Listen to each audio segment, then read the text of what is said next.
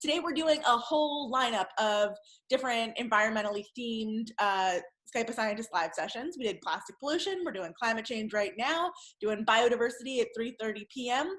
And then we're doing Earth Day at 4:30. And so it's a big celebration leading up to Earth Day next week. So we're talking about Earth Day, even if we have to stay stuck inside right now. So yeah, we are a nonprofit organization bringing science communication to as many people as humanly possible, making everybody feel welcome in science. And we are totally donor supported. And we kind of rely on people that use the program to help keep us going. We're a super small group, just me and a couple part-time people. And we totally need you to exist. So if you can support us at patreon.com/SkypeAScientist or paypal.me/SkypeAScientist. Donating either way is really amazing and totally tax deductible because we're a 501c3 nonprofit. So with that, I'm going to hand it over to Sarah. Sarah, if you want to introduce yourself, say who you are, what you study, why you like it, and then we'll roll right into a Q&A. Okay, great. Yeah, so I'm Sara Sanchez, and I study climate variability and how climate change will affect that. So I guess there's a few things to straighten out a little bit. First is, so the climate can change naturally, even without adding any greenhouse gases to the atmosphere. Our climate changes a lot. Some of those examples are ice ages to interglacials, or another one that maybe many of you are familiar with are El Nino events, where we can sometimes have years that are El Nino years or La Nina years. And so actually more of studying El Ninos or La Ninas together, they're called the El Nino Southern Oscillation, is kind of my jam. It's a really cool thing to study. It's looking at how the tropical Pacific Ocean and atmosphere interact, and looking at how those kind of interactions have changed over time is a lot of, I guess, what I do. And another really cool element of studying this is we don't have instrumental observations in really remote areas like the middle of the Pacific Ocean, going really far back in time. So I get to play around with a lot of really cool and kind of unusual data sets to try and study this. So some of these are a little bit more well-known, like climate models, where they're pretty much parameterized to how we think the world operates, like the math that we think and physics that we think govern our world. And then another thing that I get to use a lot are paleoclimate data sets. So tree rings, a lot of people are familiar with, but as you might suspect, there aren't very many trees in the middle of the Pacific, but there are a lot of corals, and some species of corals can live to be hundreds of years old. And similar to tree rings, they put on a new band each year they're alive. And if you look at their chemistry, they're actually really great recorders of environmental variables like temperature and salinity and things that climate scientists really care about. So I kind of use a mix of all of these to try and look at how the tropical Pacific has changed through time and to get us a better idea of how it might change in the future. Awesome. So when you're like sampling a coral, how physically do you do that? And what tools do you use to like assess what the temperature and CO2 was like in the environment at the time? Yeah, that's a really good question. So that's kind of a couple of parts. So one, to sample a coral, so the species of corals that we sample are these giant parietes that can grow to be about the size of like a Volkswagen Beetle. Each year they're alive, they grow about maybe 1 centimeter to 1.5 centimeters. And so what we do is we scuba dive down. This is only if you're collecting living coral. You can also collect fossil coral, which might be washed up on a beach somewhere. But if you're collecting living coral, you're scuba diving down, you've got this giant drill, and you just drill out a core, and you pull it out, and it kind of looks like just a massive piece of chalk because the inside is kind of like white calcium carbonate, very similar to chalk. Right, and so that can actually take like several hours and is like really complicated because you've got a lot of expensive machinery and you're trying to get this precious core out without damaging the coral, while you also have like waves surging, and it can be, yeah, going out in the field is the most fun part, but it's definitely a lot of work. And then, so once we have these coral cores, so some of them that you can drill can be actually like meters in length. And so we take it back to the lab, you can slab it, and then you sample going down about every millimeter. You just get a little bit of like the coral growth. And we can look at its chemistry, and it will tell us different chemical species and yeah, different isotopes. So one thing that we measure a lot is oxygen 18, which is in the coral, and that can tell us a lot about the temperature that the coral grew in. And I can get more into that if you're interested. There are other ways. From corals, we don't actually get measurements of atmospheric carbon dioxide, but a lot of people are interested in trying to see if we can get records of past seawater pH from coral archives. And that's a really new kind of proxy that's still being developed using boron isotopes, Awesome. which is cool. Yeah. Cool. So I've heard, okay, so we have multiple kind of coring methods to assess past climate. We've got our coral cores, we've got our tree rings. Yeah. Okay, so you're saying coral, like what is the maximum look back in time that we can get with coral? Yeah, that's a good question. I believe there are records that go back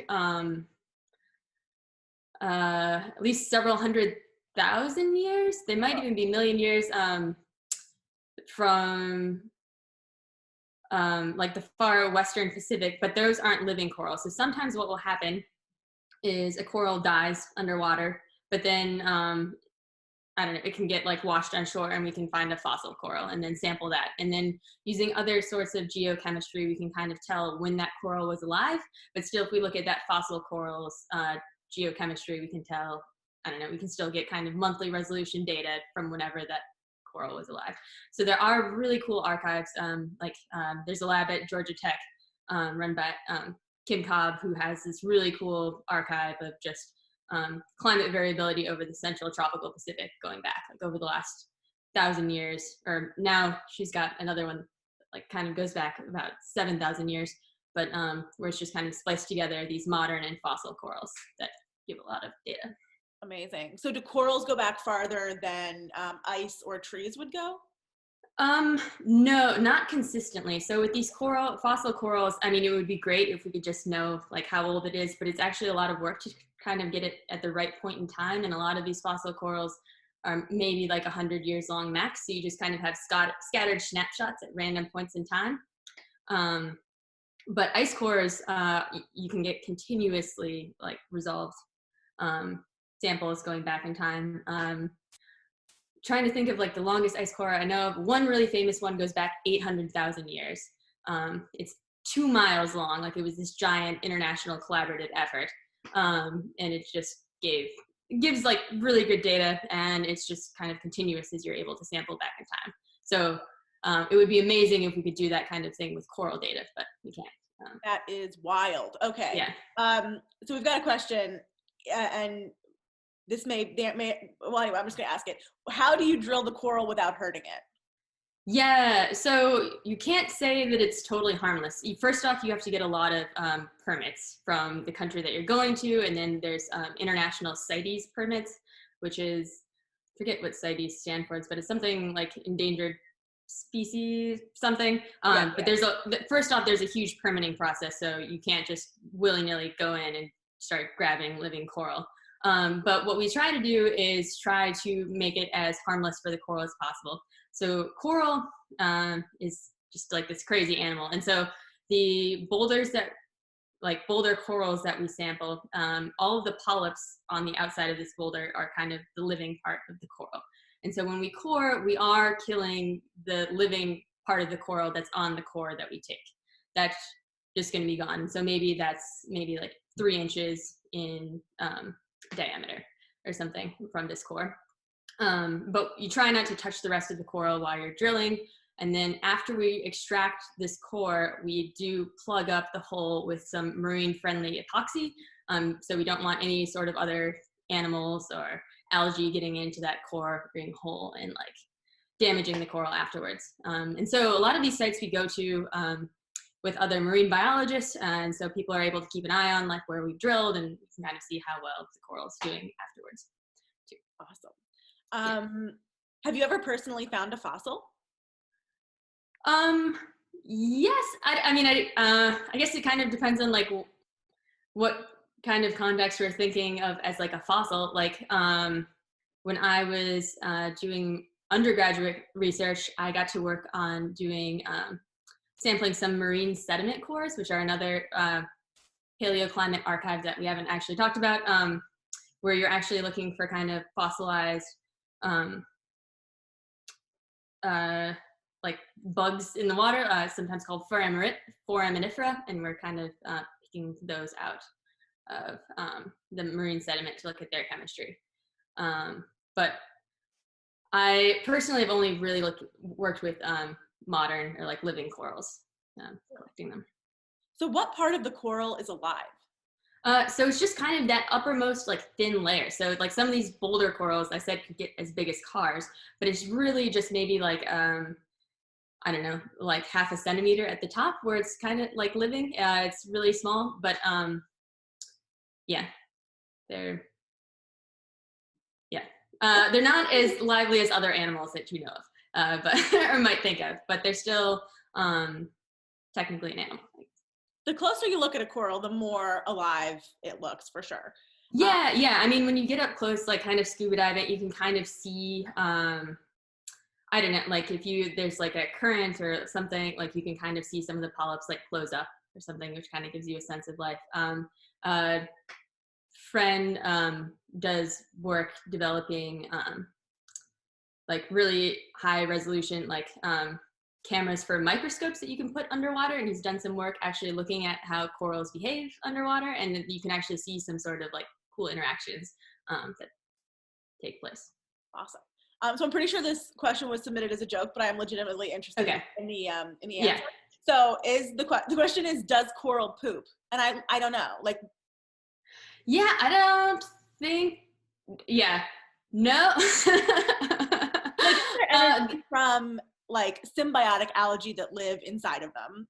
Yeah. So they have kind of two sources of energy. So some corals are actually able to eat like really small thing out of the water, but the symbiotic algae is kind of what the corals are most famous for. So these symbiotic algae called zooxanthellae like live inside the coral and kind of are what gives coral its color.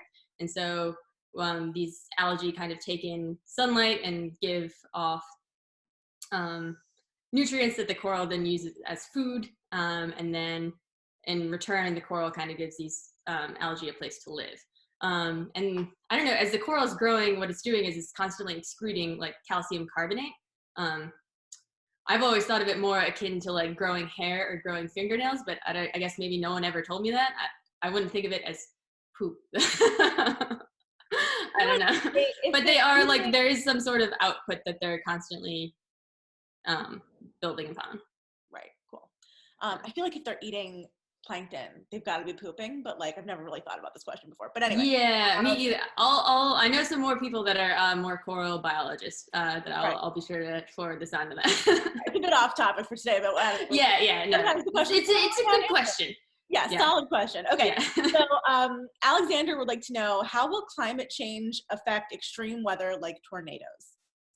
Yeah, so climate change and extreme weather is like definitely a hot topic, and it kind of depends on what type of extreme weather and where this extreme weather is expected to take place. And so some of these ideas are definitely evolving with time, so I don't feel comfortable saying like all extreme weather everywhere will be enhanced, but there's definitely been a lot of work showing that in some areas we can expect more sort of extreme events like heat waves are one thing that people expect to be more frequent with global warming. Another thing is that the amount of rain that like hurricanes carry like is expected to be increased with climate change.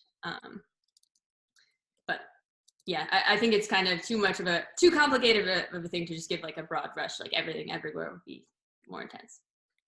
Yeah. All right. So, by the way, I don't actually expect you to know the answer to all these questions. Yeah. I guess I would also do like a caveat too. Like global warming is, or climate change is just like a huge, multifaceted topic. And while I am an expert in some things, I'm definitely not in others. And I'll be sure to let you guys know if I've like, I don't know, like the social dimensions of climate change or something that's like, oh, I should know a lot more about. But like, I think not what I work on day to day. Yeah. Totally. That's like an important thing for people to realize. Like, just because you're a scientist in a thing doesn't mean you know like everything about that thing. Like, we're not geniuses, we just know what we study. But anyway, so here's a question that you may or may not know the answer to. No pressure. As most alternatives to plastic includes paper and cardboard that comes from trees, so it's more biodegradable, but also with fewer trees there's the less chance for CO2 absorption.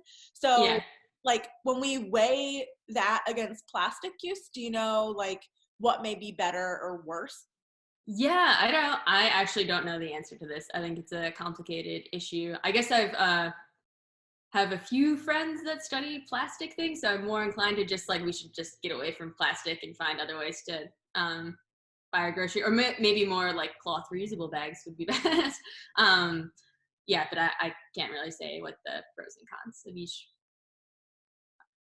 Cool. Okay. Tracy would like to know, how do you respond to friends and family who don't believe in climate change? How do you respond to the general public who have doubts? And is the response that you would give to your friend or family the same response that you would give to the public? Probably. I mean, I guess it depends on like how big like the public is that I'm like facing. Like if it's just like my Uber driver, you can have more of a conversation.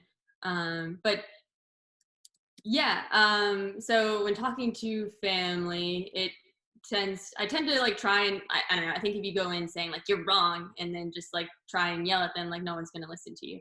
So normally I try to take an approach of just try to like, one, it's good to like, when you hear information, think about where it came from, and just kind of thinking over information is good. So your skepticism, I guess maybe in its heart, like, or thinking things over isn't necessarily bad, but then I try to like figure out why they might be skeptical.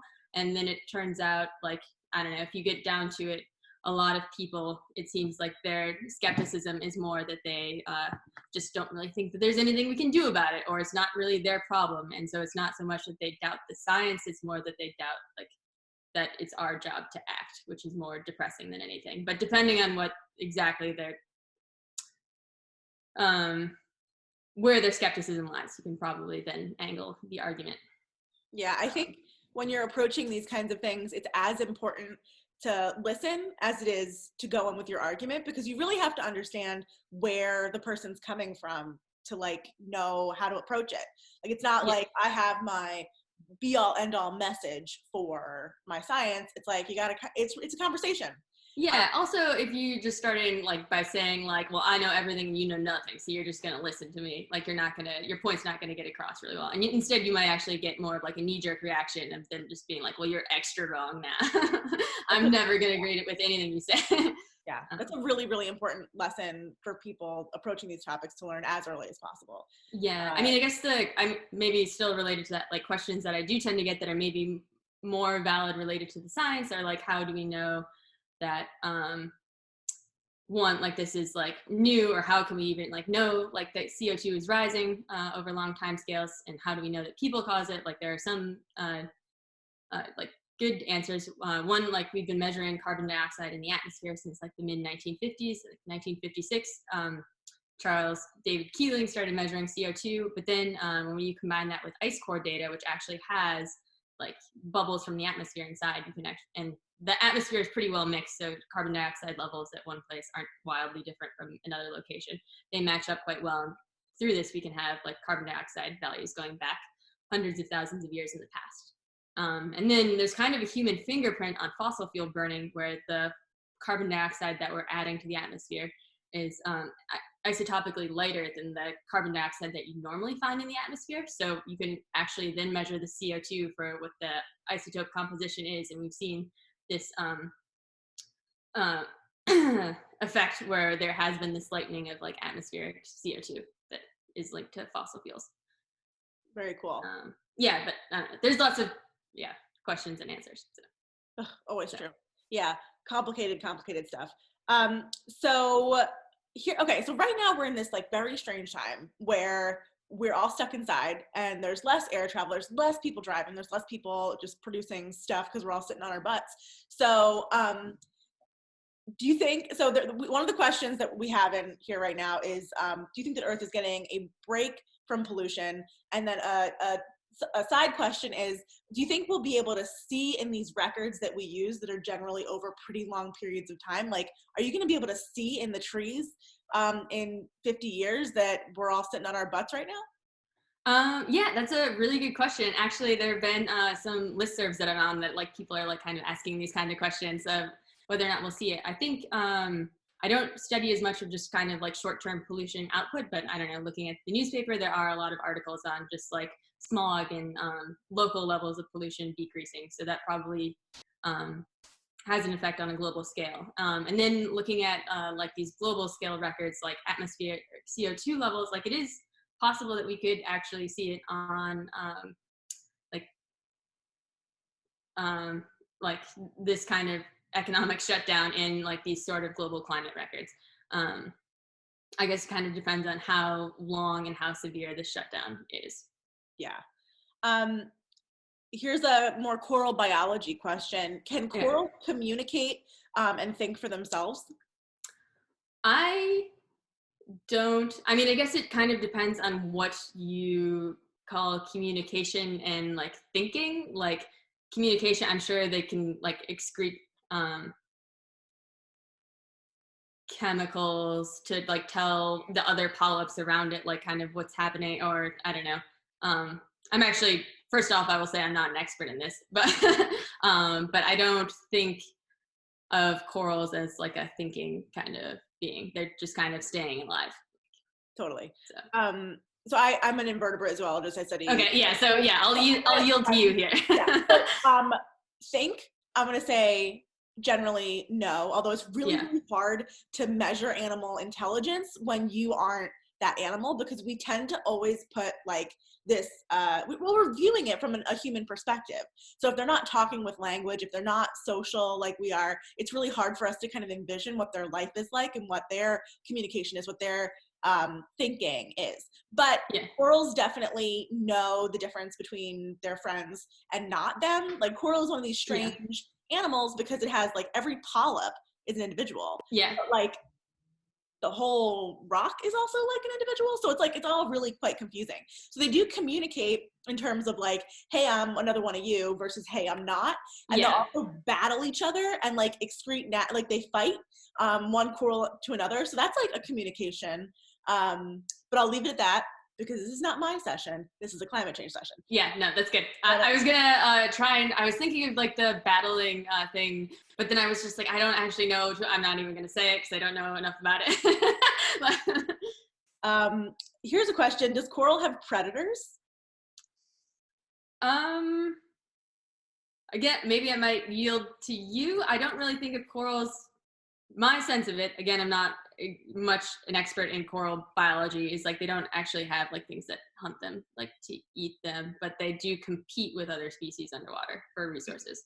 Yeah, they certainly compete. And then parrotfish, actually, they have those like chompers. Oh, yeah, that is true. Yeah. But that's pretty weird. And when you look at like a beautiful sandy beach, that is pooped out coral. So the parrotfish take a big chomp of coral and then they munch it up and then they like metabolize the animal and then they poop out the skeleton. And that's how you get beautiful beaches. But I'm now going to not ask you any more biology questions and just pull out the climate change ones. Is it possible to extrapolate how big the like fossil corals that you were looking at once were? You mean, I guess we don't really think of the fossil corals as like being like degraded with time, or at least like not the fossil corals that we're using.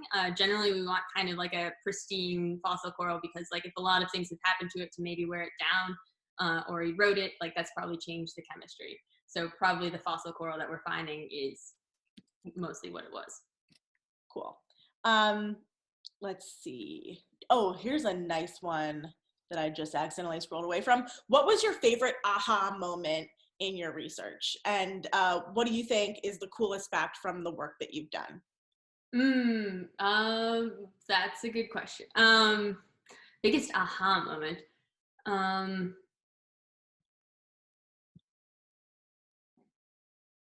Let me see. I guess I'm not really thinking of any sort of aha moment. Mostly like the aha moments that are coming to mind are like more things that when I was taking like classes or something and then all of a sudden like they kind of like clicked a little bit more. Not exactly pertaining to my research and maybe involving a little bit more than I want to go into here.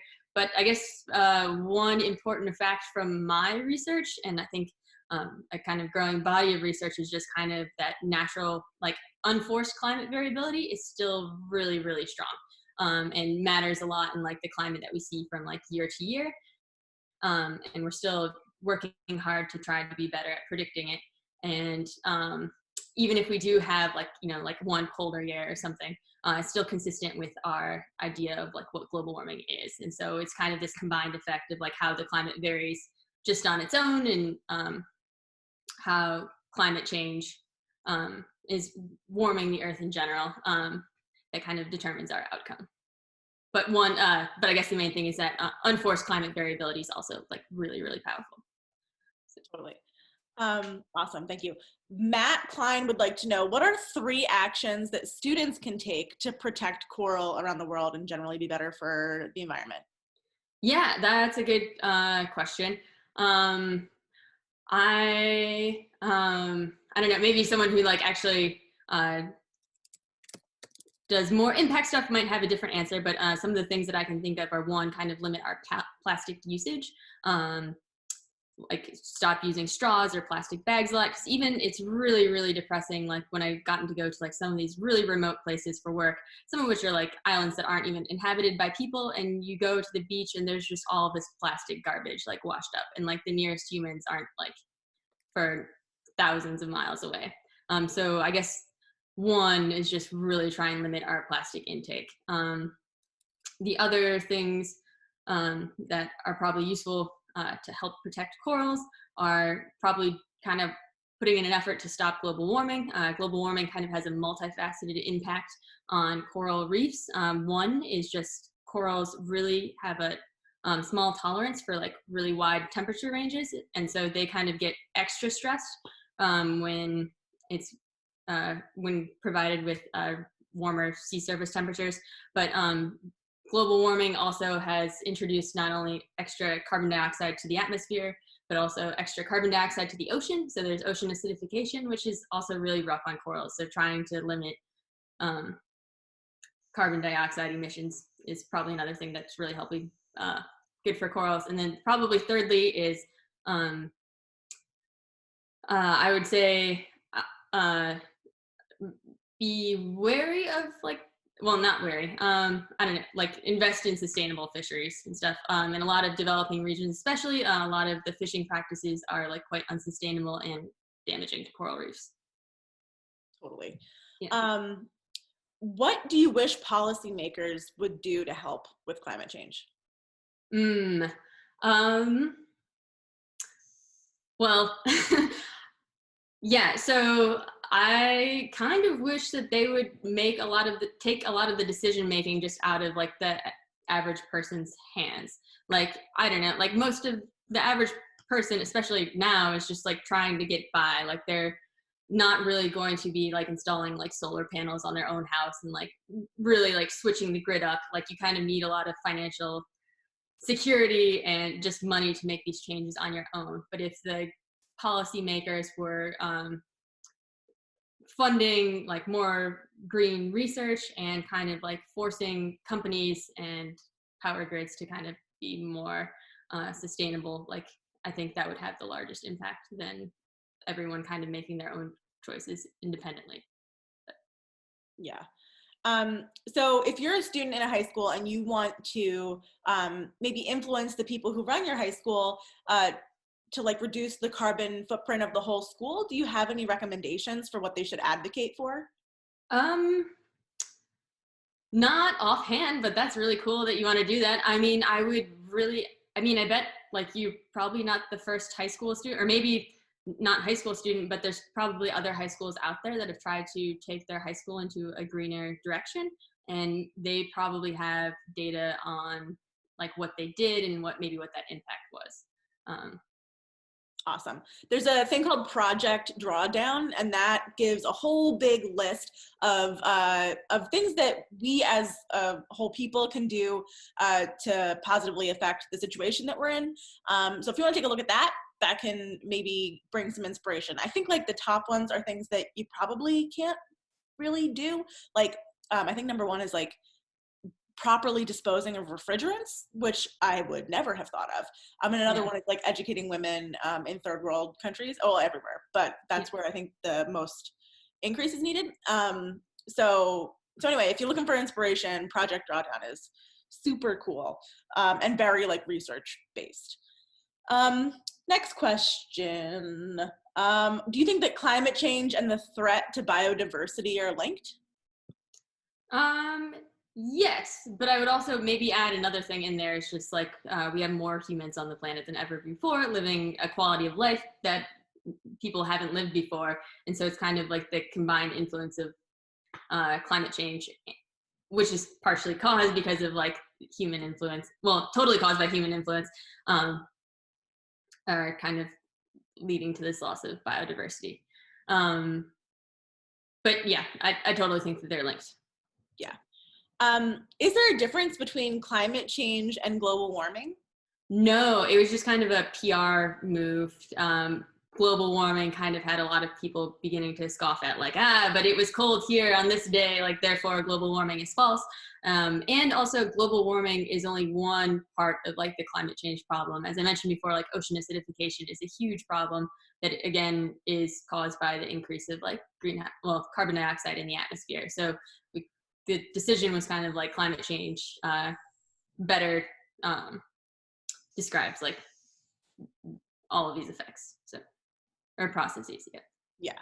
Can coral regenerate after coral bleaching? Yes, it can. So sometimes when corals bleach, depending on how long they bleach for, there seems to be like a certain amount of time where like sometimes these symbiotic zooxanthellae that help coral get their nutrients can come back to the coral and the coral can start living again. And so sometimes we even see that in the coral records that we've sampled, is that sometimes there'll be like a stress band in like the coral archive that we're looking at, which typically indicates that the coral bleached and but then was like came back to life again. Yeah. Cool. Connor would like to know, who was the first person to warn us about climate change? This was in the 1880s. I'm now thinking of like the second person, Marie Callender. I think it was Svante Arrhenius, actually, in the 1880s. I feel like, can I just check Google really fast? Yeah, you can check. This is not it was a long time ago. I don't know. Yeah, well, so the story, I'm blanking on the name a little bit. I think it is Arrhenius. But the story goes that he was from Scandinavia. And so at the time, it was more of like he kind of joked that, oh, this would be a good thing because it's really cold where he's at and it would be great to see it. Yeah, it was Arrhenius. Yes. And I guess he publishes his first paper on it in like 1896. But I guess even going back to the 1820s and stuff, people were trying to look at the role of Earth's atmosphere and like what it does for us. And like if we didn't have an atmosphere, like how much colder would the Earth be, kind of stuff. But the idea of carbon dioxide causing global warming was Arrhenius's idea, and he didn't think it would, like that link was that strong, and so he kind of joked that it would be good to warm up cold places like Sweden. Yeah. Cool. Layla would like to know, is there anything about the impact of climate change on the health and mental health of researchers who are studying this every day? Oh, I don't know what like research says, but I don't know, the people I work with, like that is kind of a common question, are you just depressed thinking about it? I think there's a little bit like when you're doing research that you're kind of able to like separate yourself from it, but I also think that overall, like a lot of us are hopeful that we'll still have technological advances. And I mean, one thing that we're also learning from this is like there are a lot of people that care about it. Like we might not be like the people in power, but there is like people care, and I don't know, there is high hope for like us being able to develop technologies that can help us with changing our trajectory. Cool. We've got a bit of a philosophical question here. Let's say a green light consumed the Earth and turned every human to stone. How many years would it take for the Earth to return to a healthier form without humans? Wow. A green light too. Well, So a few things are coming to mind. So one, if like just all human activity stopped immediately, we'd probably see like things coming back. I guess depending on what you want to think about, like as things coming, or maybe some things changing on the matter of like weeks to months. I mean, I think there have been some stories going around with just people in quarantine. You're seeing animals in places where they wouldn't normally go. But generally it's thought that like kind of the Earth system takes about like 1,000 years for like things to kind of like recalibrate. Or at least it's like 1,000 years for like the ocean to circulate. So there's still a lot of like global warming or like potential that we put in the system that still hasn't been like fully realized. Like the rest of the system still hasn't really responded. So it's probably going to be on the order of like, I don't know, thousands of years before like things go back to like our pre-human kind of state. Cool. Does climate change have anything to do with air pollution? Well, some people call carbon dioxide like a form of air pollution. So I guess I would say yes. Totally. Yeah, I think there's sometimes a disconnect between like pollution, like plastic pollution, and like like particles, carbon, like schmutz that comes out of trucks, and then carbon dioxide that you can't see. It's all confusing. I know that I have to like go over that with my dad again and again and again and again. Yeah. I mean, that is a really interesting idea or interesting point that like some types of atmospheric pollution are like invisible. Like you can't see carbon dioxide or methane or. Yeah, totally. Let's see. Answered that one. What is your favorite part of your job and your least favorite part of your job?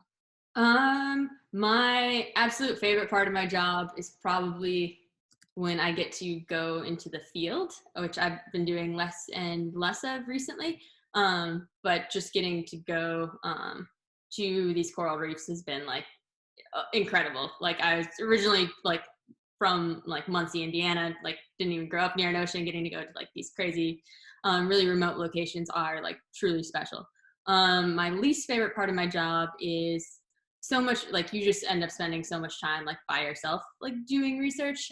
It's really quite isolating. But also, I guess another thing that I thought of as one of my favorite parts of my job is like I've met a lot of like really cool people who are also in the field, and it's really fun to get to work with them when you do get to be more social. But there's just a lot of time that you spend like doing research by yourself. Yeah. Here's a good question, and I can give backup on this just in case. How does climate change affect infectious diseases? Oh man, I'm gonna bow out on, well, actually, wait, I did have an idea. So there are types of infectious diseases that are carried by vectors like mosquitoes or other types of animals. And so those we kind of think will be affected by climate change. So if you have warming kind of everywhere, like the range which mosquitoes find tolerable is like expanding. So you might be able to get like malaria in places where you wouldn't normally get malaria. And so that will have an impact on infectious disease spread. But aside from that, I don't really know.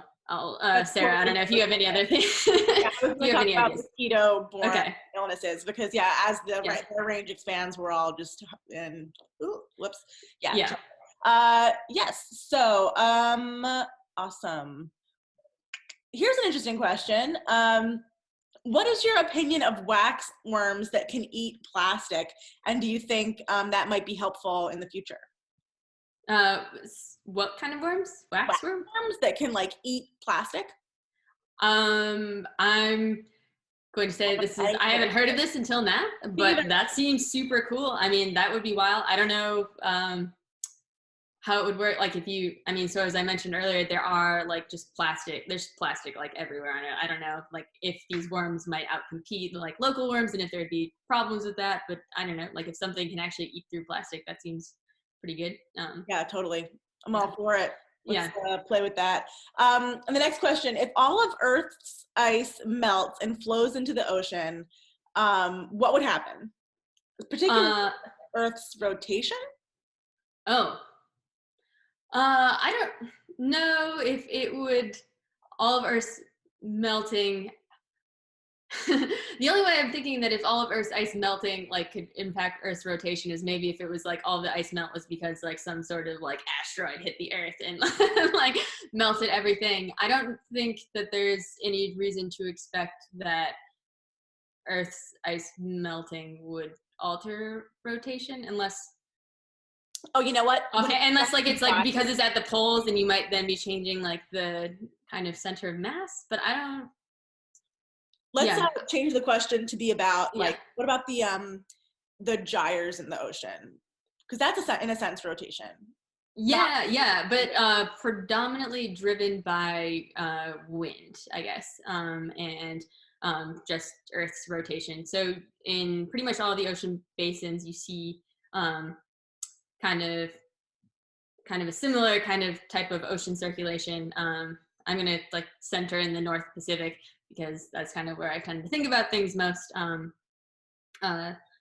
where we tend to have going around the equator, like water tends to move from like South America to Asia, and then along the North American coast, it tends to flow more from Canada down to Mexico, and then in the opposite direction around the Kuroshio Current, going up from, I don't know, like Papua New Guinea all the way up to Russia, and then across the top. But most of that is kind of driven by winds.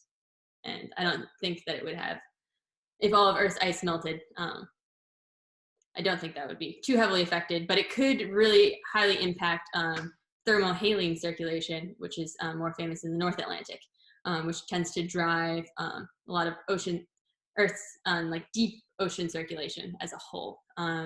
And so I guess that was a really wild idea that I'd never heard about until I got into this field. I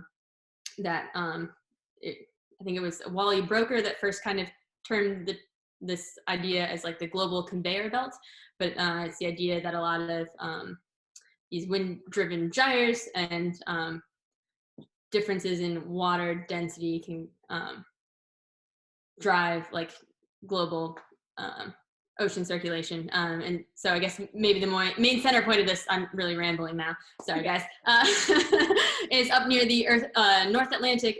Normally what we have is this like really cold water meeting like really like salty water that's formed either through like when you have like ice forming in the far North Atlantic or anywhere, it will like, you'll have kind of this brining leftover. But then also you have like the more salty Mediterranean kind of having outflow all in the North Atlantic. So this creates this really cold and salty water, which is just quite dense. And so that sinks and kind of drives like this kind of 3D like ocean circulation. But people talk about, and perhaps the plot line for the day after tomorrow was that there's like a freshwater influx in the North Atlantic from ice melting, which then turned off this global ocean circulation, which then totally modified how heat was like sent around the planet. And then in the movie The Day After Tomorrow caused an ice age everywhere. So I actually kind of love The Day After Tomorrow. It's like, yeah, no, it's great. It's a great movie. So we try to keep these to 45 minutes. So we always ask people the same last two questions. One is, what is something that you wish everybody in the world knew about your area of expertise? And then what's something that you wish everybody in the world knew about literally anything? It can be as significant or silly as you'd like. Okay.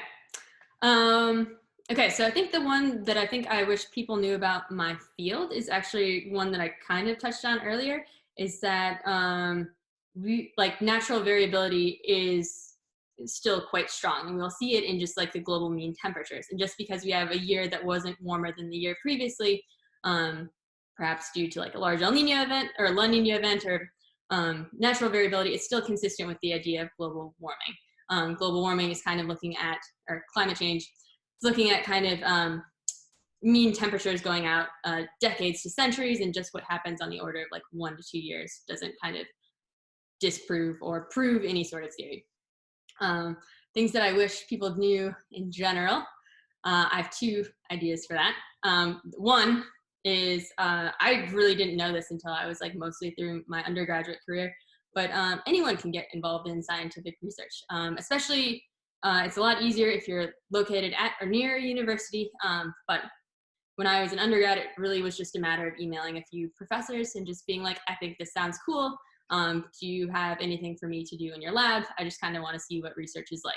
And everyone, I don't know, you spend all of your time working on research. It's kind of a flattering question. Like, no one's going to be mean about it. And at worst, maybe they're busy and they won't respond to your email. But if you want to get involved in research, I highly recommend just reaching out. People are friendly and nice, and science is for everyone. The second thing I was thinking of is I spend a lot of time, are you used to, alone in the lab doing research, and I would listen to Harry Potter audiobooks constantly to keep me company. And the one thing I wish everyone knew is that Jim Dale is the superior narrator to Stephen Fry. For the Awesome. That's a lovely note to end it on. So thank you everybody for joining us today. If you can support our effort, go to patreon.com/SkypeAScientist or paypal.me/SkypeAScientist. This program couldn't exist without donor support, and I cannot overemphasize that. Thank you, Sarah, for joining us today and giving us all your awesome knowledge. This was super fun. And Erin, thank you for signing for us, as always. And we are going to be here again at 3:30 p.m. Eastern, and we're going to talk about diversity, specifically focused around islands. And also 4:30, talking about Earth Day in general. So thank you for being here. See ya later. Thanks, everybody.